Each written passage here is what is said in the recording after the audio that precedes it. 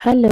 Sunday என்ன night dinner பண்ணேன்னு பார்க்கலாமா? ஒண்ணுமே இல்லங்க. வெளிய போய் சாப்பிடலான்னு தான் சொன்னேன். நீ எவ்ளோ சிம்பிளா செஞ்சாலும் பரவாயில்லம்மா, பொடி இருந்தா கூட நான் சாப்பிட்டுக்கிறேன்னுச்சுங்க. அப்புறம் பார்த்தா டிஷ்ஷே மாத்திருச்சுங்க. சரி, அதனால உருளைக்கிழங்கு குருமா எப்படி பண்ணலான்னு பார்க்கலாமா?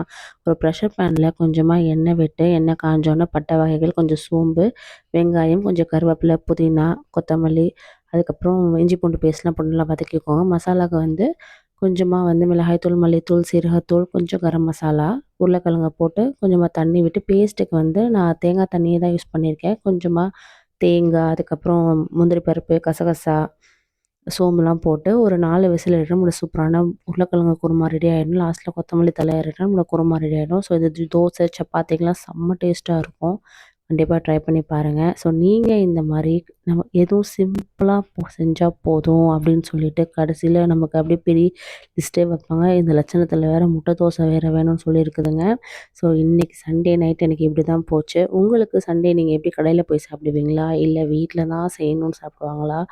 மறக்காம எனக்கு சொல்லுங்க. இந்த மாரி விளாக்ஸ்க்கு நம்ம சேனல சப்ஸ்கிரைப் பண்ணிக்கோங்க. பாய் பாய்.